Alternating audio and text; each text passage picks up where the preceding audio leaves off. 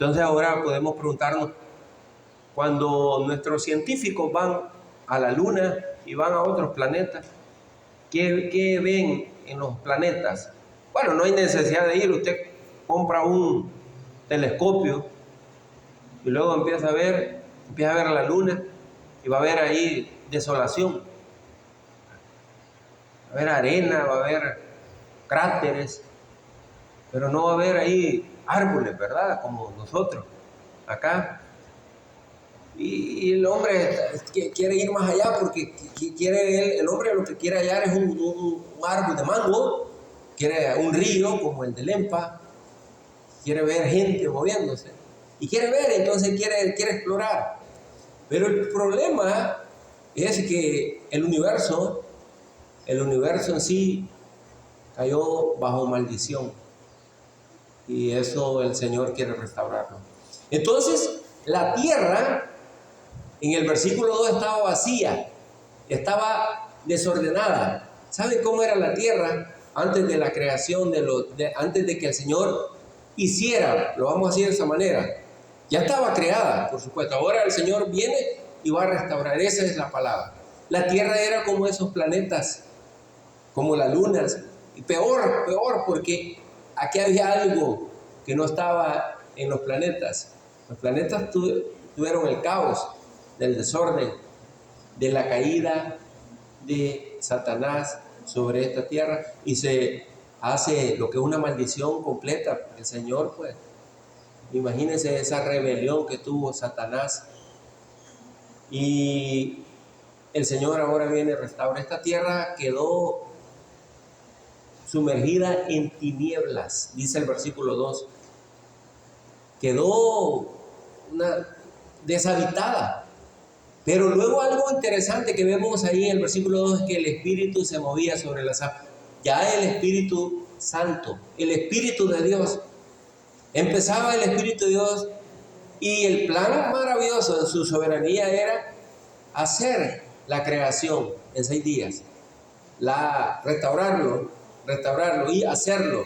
Algo interesante acá es que en esos 6 días, ¿cuál es la corona o lo más bello de la creación? El hombre que hizo en el 6º día, para que señoreara sobre todo. Bien, estudiemos el versículo de Génesis 2.4. Génesis 2.4, hay 2 partes importantes en este versículo para entender Génesis capítulo 1. Génesis 2.4, vean conmigo acá, a Génesis capítulo 2, versículo 4. Bien, aquí vamos a dividir este versículo en 2 partes. Génesis 2.4 dice así: estos son los orígenes de los cielos y de la tierra cuando fueron creados. Bien, ahí la primera parte para entender. Esta primera parte de Génesis 2.4 es el versículo 1 de Génesis 1.1. En el principio creó Dios los cielos y la tierra. El verbo creó, creación. En el principio creó Dios los cielos y la tierra. Génesis 1.1. Y el versículo 4 del capítulo 2 dice: estos son los orígenes de los cielos y la tierra, lo mismo. Aquí vemos algo interesante.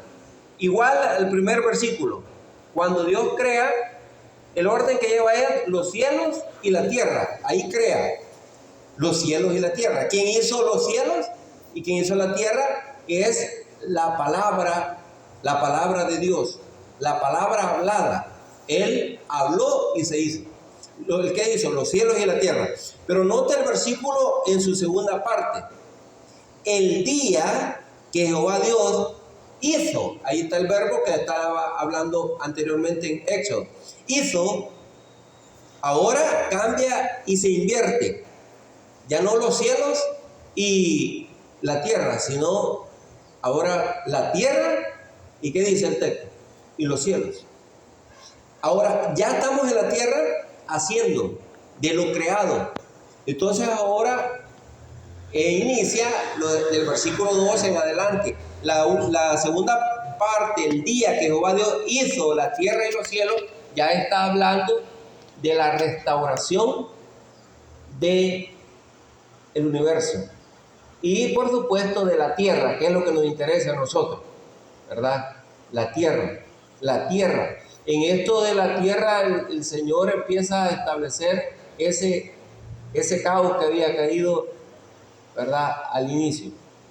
De hecho aquí ordena, ¿verdad?, que el sol va, cuando hace esa lumbrera mayor que es el sol, para separar el día de la noche, la luna, etc. Y ordena todo el universo, el Señor. Cómo van las estaciones, cómo se va a ordenar lo que es como la tierra va a estar girando y etcétera, etcétera. Bien, vamos a leer esta parte y dos partes importantes en este versículo para entender Génesis 1. La creación del cielo y la tierra. Al inicio de Génesis 1:1 y cuando Dios hizo la tierra en esos 6 días que nosotros lo vemos. Veamos ahora Éxodo 31:17. Éxodo 31:17. Dice la palabra del Señor. Éxodo 31:17.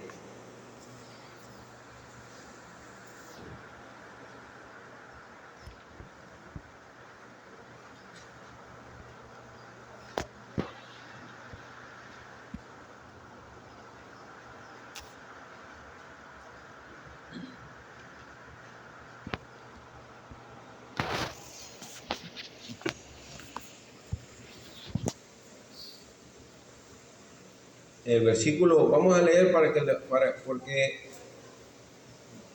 creo que no era el versículo que tengo aquí. Éxodo 31:17. Sí. Señal es para siempre entre mí y los hijos de Israel, porque en 6 días, así está, porque en 6 días, otra vez, hizo Jehová los cielos y la tierra, y en el 7º día cesó y reposó. Bien. Se da por sentado de que se trata de días normales de 24 horas. Cada día tuvo tarde y mañana, según los adjetivos numéricos que se mencionan. Ahí ya se refiere a los 6 días que menciona este versículo y que se menciona en todas las escrituras. Aún el Señor lo mencionó en el Evangelio de Marcos, acerca de esto, de la creación desde el inicio. Colosenses lo establece también muy, muy especial, como el Señor, a través de la palabra del Señor Jesucristo, se fue ordenando todo esto. Entonces se habla del primer día, el segundo día, y así sucesivamente, como decía la hermana, que esos son días literales, ¿verdad?, para que lo podamos entender de esta manera. El versículo 1 y 2 nos habla de la creación del cielo y la tierra, en Génesis 1, capítulo 1, pero también nos habla de la rebelión y la corrupción de Satanás. Estamos haciendo como una especie de resumen de lo que estuvimos viendo el domingo pasado.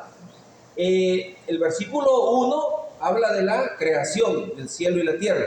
El versículo 2 habla de la rebelión y la corrupción de Satanás. Y eso pues nos lleva a otros versículos más, pero veamos para entender este resumen, este esquema general de Génesis. Y ahí lo vamos a entender.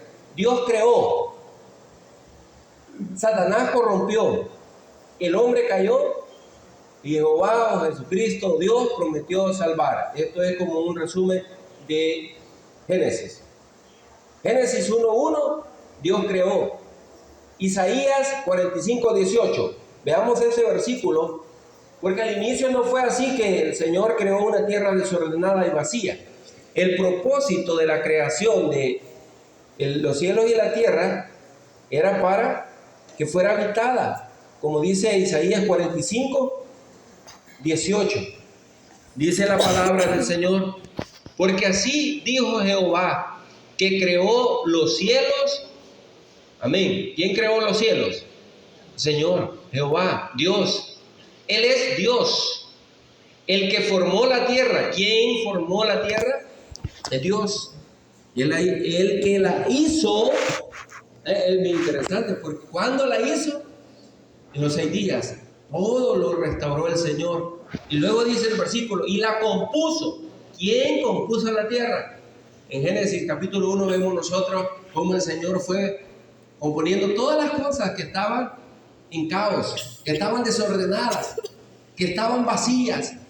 que no tenía sentido, esa creación bajo tinieblas, no tenía ninguna gracia, no había ahí vida. Pero cuando el Señor empezó a componer las cosas, Él restaura, Él, hermanos, transforma. Y por eso hablábamos de esa palabra transformación, porque el Señor restaura y transforma.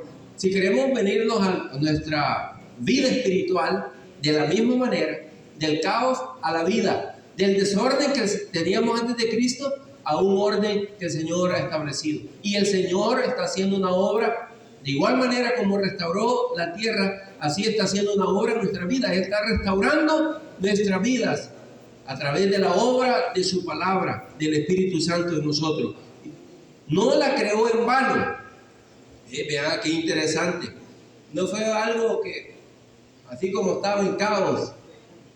No fue así. Al principio creó Dios los cielos y la tierra en vano. No la creó en vano, dice el texto. Para que fuese habitada la creó. ¿Para qué creó la tierra? Para que fuese habitada. ¿Por quiénes? Por su obra también perfecta que el Señor hizo al hombre. Aquí este versículo está apuntando a eso. Para que fuese habitada, no para que estuviera vacía, no para que estuviera en tinieblas, no para que Satanás ahí imperara en su reino de dominio con sus ángeles caídos que se rebelaron, también fueron destinados hacia este lugar, hacia esas tinieblas, hacia ese... Hay un versículo que habla que los ángeles fueron, Pedro lo dice de esa manera, directo lo dice Pedro, los ángeles que fueron directamente enviados al infierno, dice. Los ángeles que se rebelaron. No fue creado para eso, sino para que fuese habitada. ¿Por quiénes? Por nosotros, por supuesto, los seres humanos. Yo soy Jehová y no hay otro, dice. Amén. Bien, eso es muy interesante. Satanás corrompió. ¿Cuándo Satanás corrompió? El versículo 2 nos decía eso, ¿verdad? Y la tierra estaba desordenada y vacía, porque Satanás había corrompido ya, había entrado esa etapa de las tinieblas, hermanos. Por eso el Señor hace una aclaración ahí en el versículo 3, sea la luz, y fue la luz. Porque las tinieblas no pueden prevalecer, ya lo dice Cristo en el Nuevo Testamento, sobre la luz del Señor. Y luego hace comparación ya en la doctrina de la iglesia nuevo testamentaria, como lo decíamos el domingo, andemos como de día, no como de noche, haciendo una aclaración entre ¿qué significa la noche? La noche literal es para dormir, una noche, ¿verdad? Es oscuro, pero ¿qué significa? Tiene un significado también. Las tinieblas, ¿qué significan? La noche nos dice de algo que es oscuro. Entonces, las tinieblas también significan, ¿verdad?, andar nosotros sin Cristo. Cuando vivimos sin el Señor, cuando no tenemos la claridad del entendimiento de la palabra del Señor. Eso es. Y cuando dice andemos como de día, es cuando andamos nosotros caminando en las verdades ahora de Cristo, el conocimiento de Cristo el Señor. Isaías 14:12 nos habla de cuando Satanás también se revela y cae acá. Vean lo que dice esta escritura. Algunos versículos que nos están dando más claridad de lo que sucedió en la caída de Satanás sobre esta tierra en su rebelión. Dice el versículo 12. Aquí está refiriéndose a un rey, por supuesto, ¿verdad? A un imperio babilónico. Pero hay un punto acá bien determinante que el profeta es iluminado con esta palabra y ve mucho más allá, más atrás en su historia, cómo Satanás cae desterrado. Y dice, ¿cómo caíste del cielo? ¿Cómo caíste del cielo? Vean lo que dice, ¿cómo caíste del cielo? Ya no se está refiriendo a este rey de Babilonia, más bien se está refiriendo ¿a quién? A Satanás, a ese ángel que se reveló, oh lucero, Vea, el nombre que tenía era Lucero. O sea, era algo sorprendente, era algo... Satanás era maravilloso. Era un ser ahí en el cielo, ¿verdad? Muy lindo. Lucero dice, hijo de la mañana, cortado fuiste por tierra. Entonces, aquí es donde agregamos la palabra, él fue desterrado, o sea, confinado, y ese fue el juicio por su rebelión en el cielo, porque él quiso rebelarse y tomar la posición de Dios, y eso no es posible. O sea, ¿cómo iba a ganarle a Dios? No se puede. Entonces, vemos muchos ejemplos. Por ejemplo, este mismo Nabucodonosor es un buen cuadro, ¿verdad? De eso, como él se revela y dice que hubo un tiempo que fue el castigo que tuvo. Dice que anduvo como una bestia. Como una bestia, está hablando como caballos, como animales que andan ahí en el monte, y literalmente así anduvo. ¿Y qué comía este hombre? Zacate ahí, hierba comía, porque delante del Señor no nos podemos nosotros jactar, no podemos ganarle a Él. Y Satanás es el príncipe de la rebelión. Satanás se rebeló desde el inicio, y ese mismo espíritu siembra en nosotros. Nosotros nos rebelamos, nosotros nos llenamos de orgullo, nuestro corazón se inflama de orgullo, y nosotros queremos ganarle a Dios. No podemos ganarle a Dios. Entonces, aquí está el castigo de Él. ¿Cómo caíste del cielo? ¿De dónde cae? Del cielo. Oh lucero, hijo de la mañana. Y dice ese versículo. También aquí podemos seguir leyendo más la porción para poder entenderlo, pero Ezequiel 28 nos da otra aclaración también, y ahí tenemos el capítulo 28 donde vemos esa experiencia de un príncipe de Tiro, donde también tiene la misma palabra. Vean lo que dice: así ha dicho el versículo 2, hijo de hombre, di al príncipe de Tiro, así ha dicho Jehová el Señor, por cuanto se enalteció tu corazón, haciendo un cuadro comparativo, y luego también refiriéndose a esa rebelión de Satanás. Aquí agregamos otra palabra que es similar, y es: enalteció tu corazón y dijiste, yo soy un Dios. Él es lo que quiso decir ese ángel cuando se rebeló, ese Satanás, ese lucero, hijo de la mañana. En el trono de Dios estoy sentado. Y él quiso tomar el trono de Dios, Satanás, y ese fue su problema, y ese fue también el lugar que dio motivo para que Dios lo desterrara, lo confinara hacia esos lugares de tinieblas, esos lugares oscuros. Y su castigo final, el lago de fuego, por supuesto, como dice ya Apocalipsis, en el tiempo de Dios, donde Satanás va a ser lanzado, dice, al lago de fuego. Y todos sus seguidores y todos los que no aceptan la gracia de Dios ahora en día, porque el problema es lo que viene a continuación, que el hombre también cayó en esa misma situación de rebeldía delante del Señor. Así que aquí podemos leer todo este capítulo y vamos a entender ahí que él se enalteció, que se llenó él de corrupción, que su sabiduría, su esplendor y todo eso, dice el versículo 17, y bueno, etcétera, etcétera. Todo esto vemos que él se engrandeció delante del Señor y él cayó en esa maldición. Apocalipsis 12:9 nos está diciendo de la serpiente antigua, que es Satanás, la que encontramos en Génesis capítulo 3, versículo 1. Apocalipsis nos dice que es Satanás, y también merece su juicio y merece su castigo, como dice Lucas 10:18. Lo vamos a leer, Lucas 10:18, y dice la palabra del Señor de la siguiente manera. En Lucas capítulo 10, versículo 18, dice la escritura así: y le dijo, yo veía a Satanás caer, ¿de dónde? Del cielo, como un rayo, hasta ahí nomás. Cristo lo mencionó. Yo veía a Satanás. Y dice el profeta allá, ¿cómo caíste del cielo? Como un rayo. Y acá yo veía a Satanás caer del cielo como un rayo.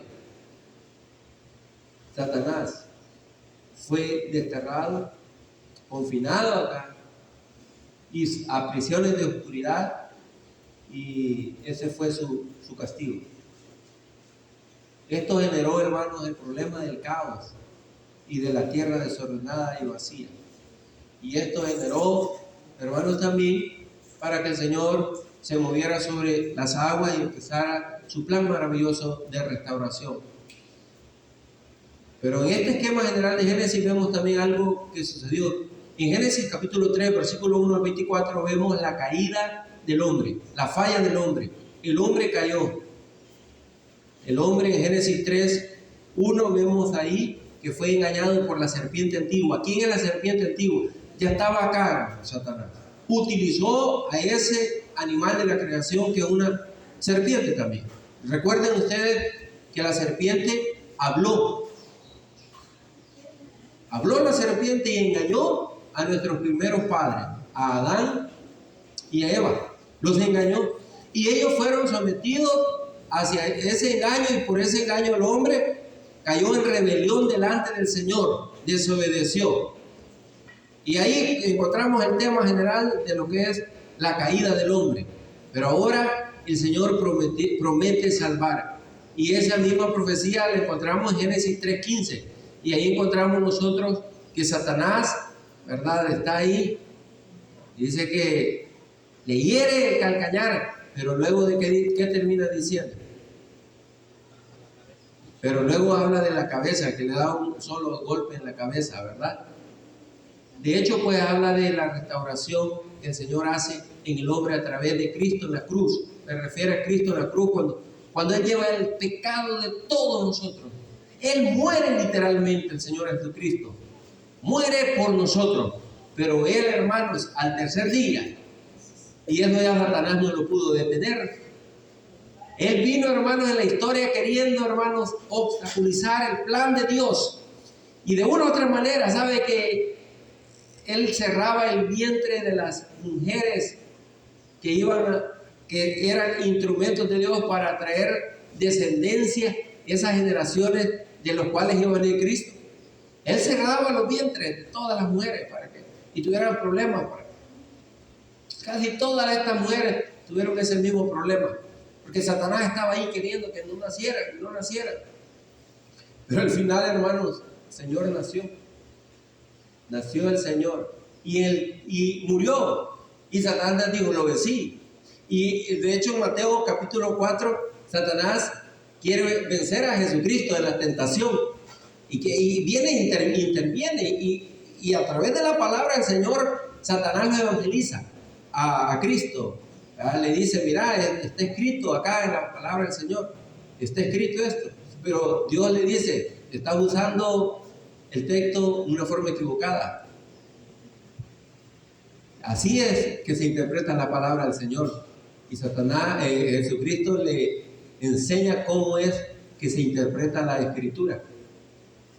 Así es que al final Satanás no puede vencerlo a través de la Escritura, porque Satanás quiere también distorsionar desde el inicio la Escritura. Así que todo el mundo está equivocado pensando que entiende bien las Escrituras. Y lo mismo Satanás quiere hacer, eso es lo que está haciendo con Cristo. Pero Cristo Jesús le dice, yo soy la Escritura. Así que no hay ningún problema en eso. Yo soy la palabra viviente, la palabra de Dios. Y es al Señor Jesucristo que nosotros tenemos en nuestro corazón, y eso es maravilloso. Entonces, el Señor, hermanos, al tercer día resucita, y ahí Él nos da a nosotros una vez más la esperanza. En este esquema, ¿verdad?, que estamos viendo, recordemos estas palabras: Dios creó, Satanás corrompió, el hombre cayó, pero el Señor prometió salvar. Gloria a Dios por ello, hermano. No, la corrupción de Satanás no se queda ahí, hermano, en una tierra vacía y desordenada. El Señor empieza en los 6 días a restaurar una vez más esa obra que Él había creado al inicio. Dios inicia la restauración, gloria a Dios por ello. Dios inicia esa restauración y cada día Él, hermanos, empieza a darnos a nosotros vida. Por supuesto, esto es literal, como decía la hermana, y cada día el Señor está creando, está haciendo. Y dice, si Dios está iniciando esa restauración de esa obra caída, Dios creó, Satanás se rebeló, Dios juzgó. Eso es bien interesante porque ya el juicio de Dios está dado. Satanás solo está esperando, hermano, ese tiempo donde Él va cerca. Él está en este momento, dice la Escritura, que es como un príncipe de este mundo, porque Él está haciendo de las suyas. Pero Satanás, hermanos, ya está vencido. Eso debemos de recordarlo nosotros. Satanás ya está vencido desde el inicio. Él ya no tiene esperanza, hermanos, acá. Satanás no es que va a hacer una obra, pero sí, nosotros no debemos dejar de engañarnos por Satanás, amado hermano, porque Satanás ya está vencido. Su destino final es el castigo eterno. Y Él quiere engañarnos a nosotros con sus artimañas, con sus maquinaciones. Dice la palabra, porque no ignoramos sus maquinaciones. Él quiere engañarnos de tal manera que Él quiere hacernos pensar que Él es vencedor, o que Dios es mentiroso, o que Dios no es fuerte y que Él no vence. Nada que ver, hermano. Nuestro Dios es vencedor. Nuestro Dios es más que vencedor. Y nosotros, dice Pablo, somos más que vencedores por medio de aquel que nos amó. Por lo tanto, Satanás está, hermano, juzgado. Ya está juzgado. Nosotros desde antemano conocemos ese juicio final. Dice Apocalipsis que va a ser lanzado al lago de fuego. Y la muerte también va a ser lanzada al lago de fuego. Y todo ya está, nosotros ya conocemos todo este plan del Señor. Solo falta que se llegue su tiempo. Pero Satanás quiere, hermanos, hacernos creer que eso no va a pasar. Y muchas personas piensan que van a ir a gozar al infierno. Todavía hoy en día, muchas personas piensan que el infierno, y otras piensan que el infierno es acá en vida, dicen. Y el infierno aquí lo vivimos, dicen. Con todos los males que nos pasan. Ese es el infierno de nosotros, dicen. Si nos caemos, ese es tu infierno. Si estás alegre, ese es tu cielo, dice. Si nos pasa algo malo, ese es tu infierno. Muchas personas así piensan. Muchas personas piensan que el cielo también es acá. Y que cuando estamos bien, pues ese es Dios. Para muchos Dios es la riqueza. Para muchos Dios es el bienestar. Para muchos Dios es el favor que tenemos en esta tierra. Nada que ver, hermanos. Nosotros hemos entendido que hay un castigo eterno. Y que el que no crea en Cristo, el Señor Jesús, va a ir a parar a ese juicio final. Y va a ir, hermanos, no a gozar, no a disfrutar, sino a sufrir, hermanos, toda la eternidad futura con los ángeles caídos y con el mismo Satanás, con todo su imperio satánico y todos sus seguidores y todos aquellos que no optaron hoy en día el apropiarse de Jesucristo como es nuestra única alternativa. Por eso es necesario que Dios restaure, hermanos, también, volviendo ya a Génesis 1, y en esto creó algo más. Esto es bien interesante. En esa restauración que el Señor hizo, crea algo, hermanos, que es su creación extraordinaria y superior. No, hermanos, es los árboles, no es el sol, no es la luna que el Señor crea, sino al hombre. Si hay algo, hermanos, que debemos de entender, que nosotros fuimos creados con un propósito. Y eso lo dice Pablo, lo establece, hermanos, en sus epístolas. Habla mucho acerca de esta creación del Señor. Cuando Dios forma, ¿de dónde lo forma? ¿De dónde lo hizo? Dice que toma de lo creado, que es de la tierra, toma también polvo de la tierra. ¿Y qué es lo que formó ahí? Al hombre. Y bueno, al principio era de barro, pero para que tuviéramos nosotros, hermanos, existencia, vida, el Señor dice que sopla de su nariz aliento de vida. Qué bendición, hermano. Esa es la creación suprema de Dios. Dios restaura y crea algo más, que es al hombre. Pero volviendo, hermanos, ahora vénganse aquí conmigo a Génesis 1. Vamos a ir acá, versículo. El espíritu se movía en un lugar de muerte para producir vida. El versículo 2 termina diciendo, y el espíritu de Dios se movía sobre la faz de las aguas, para que empezara, ya ahí el espíritu de Dios, y Dios mismo, pues, el espíritu de Él es mismo Jesucristo, empieza, hermanos, a restaurar, empieza a producir vida. Del versículo 1 al 5, Dios, hermanos, crea lo que es algo interesante, o dice el texto así, y vio Dios, y dijo Dios, sea la luz, y fue la luz, hizo la luz. El primer y segundo día nos habla de luz y tinieblas, y también de la expansión. De eso nos habla, luz, día, conocer al Señor y andar como de día, separar la luz de las tinieblas, separar, y esto es bien interesante, separación del mundo, contraste las cosas celestiales y las cosas terrenales. Así es que dice el versículo, y dijo Dios, sea la luz, y fue la luz, y vio Dios que la luz era buena, y separó Dios la luz de las tinieblas, y llamó Dios a la luz día, y a las tinieblas llamó noche, y fue la tarde y la mañana un día. La tarde y la mañana un día. Y bien interesante porque el Señor viene, esta luz, hermanos, que habla acá, nos está hablando de esa luz, de el entendimiento entre discernir entre lo que es lo bueno, entre lo que es lo malo, entre lo que es el imperio satánico y lo que es, hermanos, las tinieblas satánicas con lo que es la luz de Cristo. Esa luz era buena y separó a Dios la luz de las tinieblas. Aquí no está hablando, quiero decirles porque podemos confundir, no está hablando de que aquí se hizo Cristo, como muchos lo dicen. No, eso está hablando de algo, de una claridad, hermanos, entre lo que ese imperio satánico había traído el caos y había traído las tinieblas, había una oscuridad total. Entonces el Señor, hermanos, viene y empieza a restaurar, empieza, hermanos, a decir, esta luz tiene un significado de separar las tinieblas de la luz. Y luego pues lo dice acá el versículo, y llamó Dios a la luz día, y a las tinieblas llamó noche, y fue la tarde y la mañana un día. Más adelante vamos a ver que también cómo es que se separa la noche del día, ya con la iluminación del astro rey que tenemos nosotros, que es el sol, y lo que es la separación de la noche, que es la luna. Versículo del 6 al 8. Luego dijo Dios, hay expansión en medio de las aguas, y separen las aguas de las aguas. E hizo Dios la expansión, y separó las aguas que estaban debajo de la expansión de las aguas que estaban sobre la expansión, y fue así.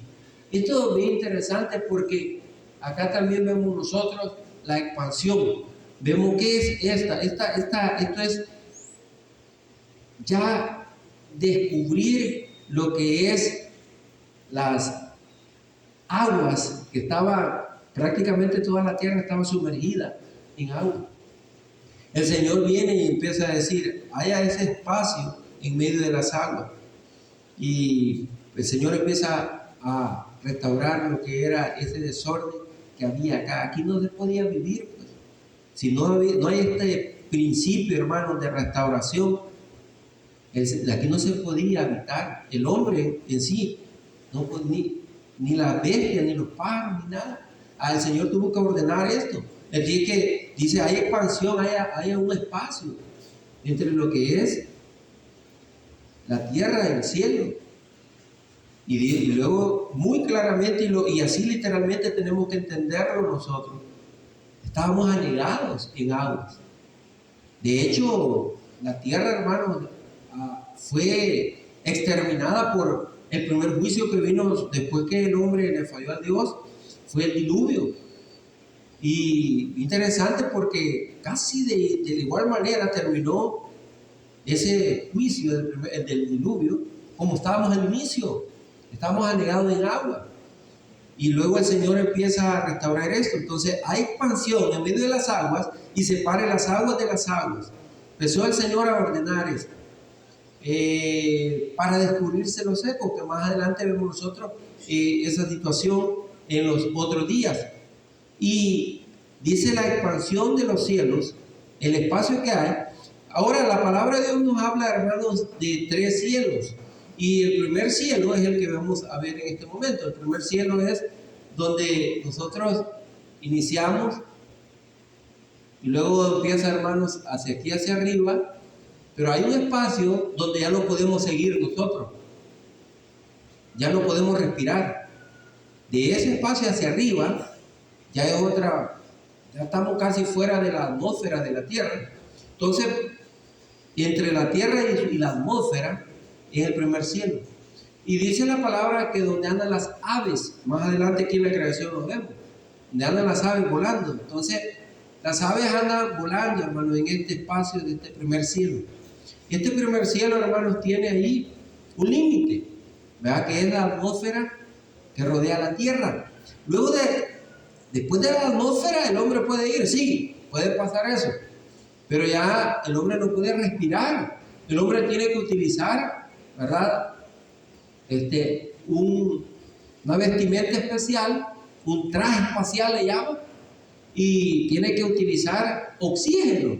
El hombre no puede respirar fuera del primer cielo. Entonces, Pablo le esclarece esto más adelante y dice que el segundo cielo es donde están los planetas, y el tercer cielo es donde está la presencia del Señor, donde vive el Señor, ¿verdad? De hecho, dice, él tuvo una experiencia en lo personal. Él fue arrebatado, ¿a dónde?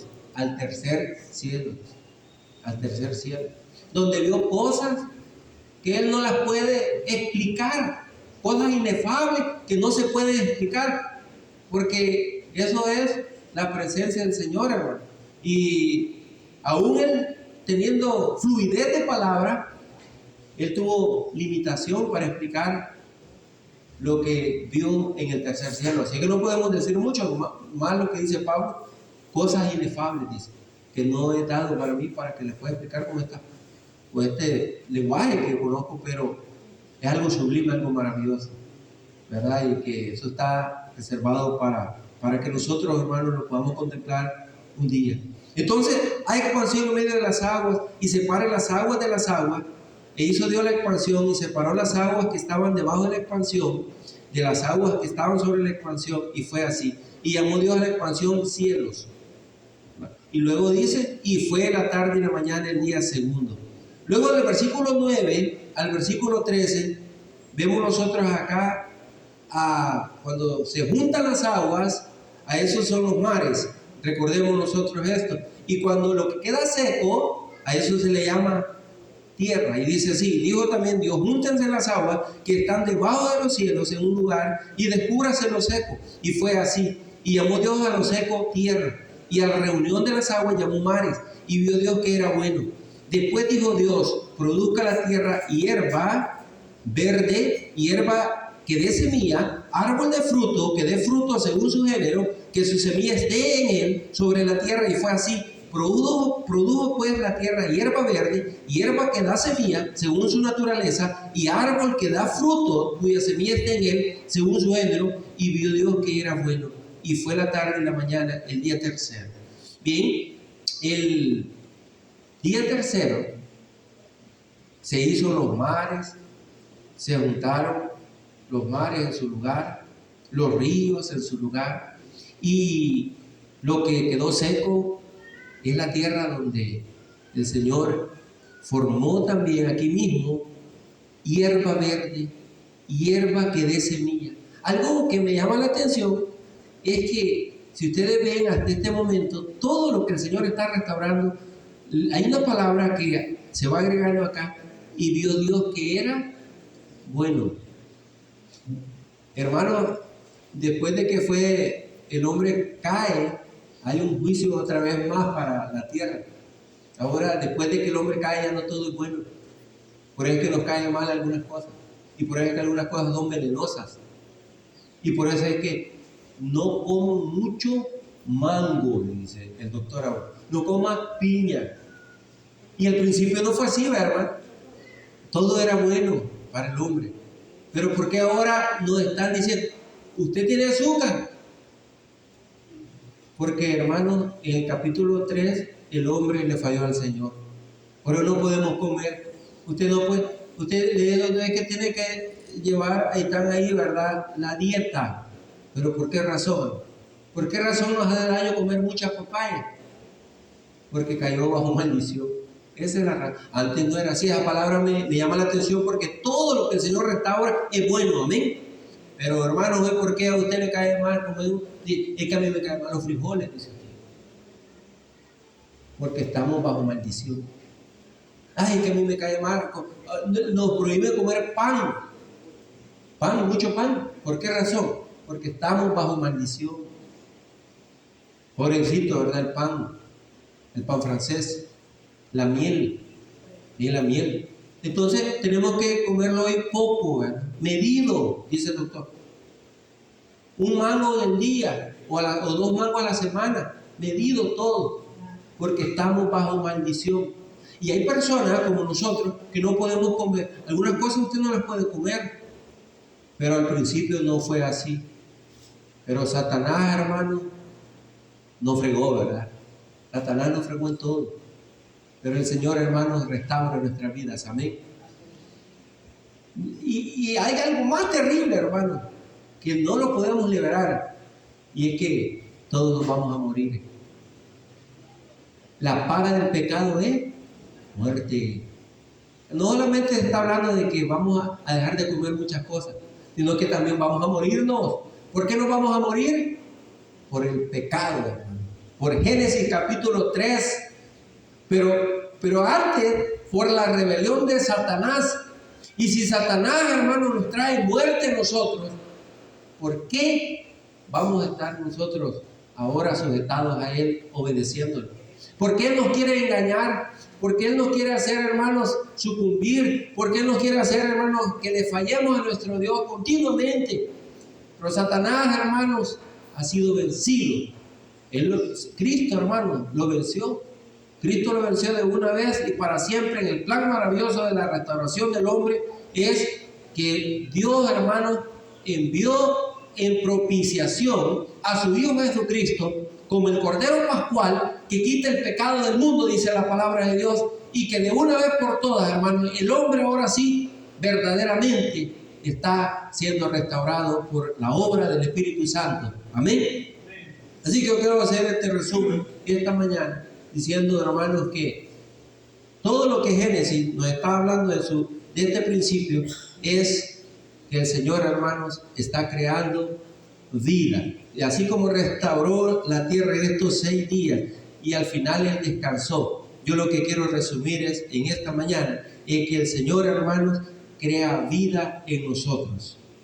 Voy a terminar esta mañana diciendo lo que lo dijo Pablo en Efesios capítulo 2 y dice el versículo 1: y Él os dio vida a vosotros.